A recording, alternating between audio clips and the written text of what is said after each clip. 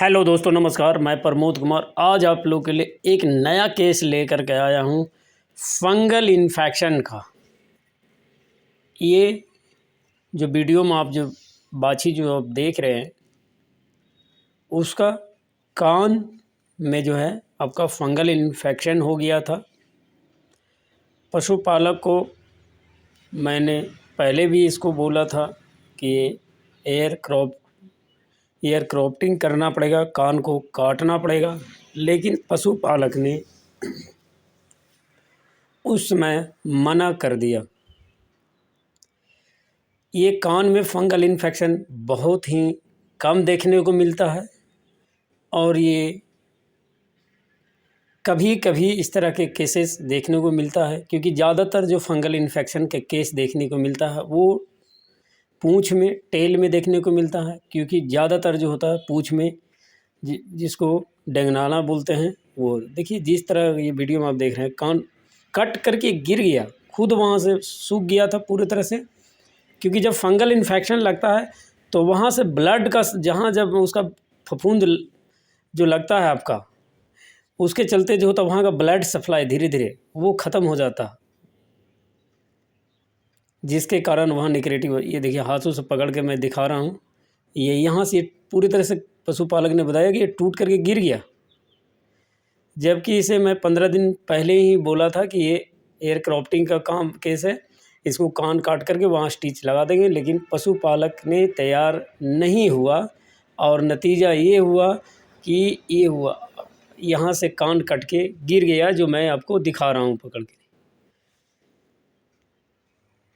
और मैंने ये बताया था पशुपालक को कि ये फंगल इन्फेक्शन है जो धीरे धीरे वो बॉडी में भी अंदर चला जाएगा, जिसके कारण पशु की जो बछिया आप देख रहे हैं उसकी मृत्यु भी हो सकती है। ये क्रॉस ब्रीड की बछिया है और बहुत ही अच्छी बाछी थी, लेकिन पशुपालक को इसके बारे में पता नहीं था कि ये फंगल इन्फेक्शन है। उसे लगा कि कहीं चोट वगैरह लगा हो, जिसके कारण ये धीरे धीरे सूख रहा है।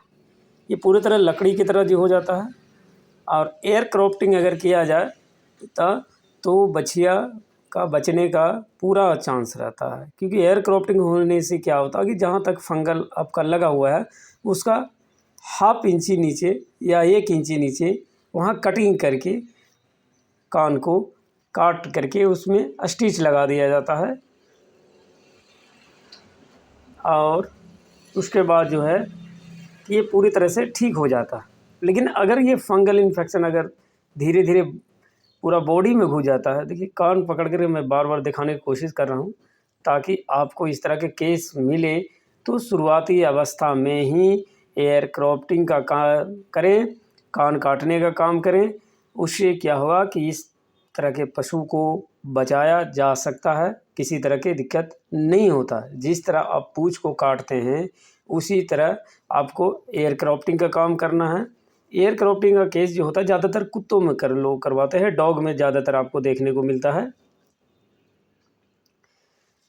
गायों में, भैंसों में बहुत ही कम देखने को मिलता है और नहीं के बराबर जी है।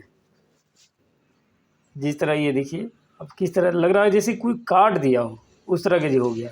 पशुपालक ने बताया कि कान टूट करके वहाँ से गिर गया। और इसका जो है कि जब पशुपालक ने इसका एयर क्रॉपिंग का काम नहीं करवाया तो मैंने इसे फंगल इन्फेक्शन का जो इलाज होता है वही मैंने इसे बताया, लेकिन उसे ठीक होने का चांस नहीं है। क्योंकि वो जो है फंगल इन्फेक्शन उस टैबलेट से तभी ठीक होते हैं जब इस तरह की स्थिति नहीं रहते हैं। उससे पहले अगर होते तो शुरुआती अवस्था में आपका रिज़ल्ट 100% उसका जी आता है।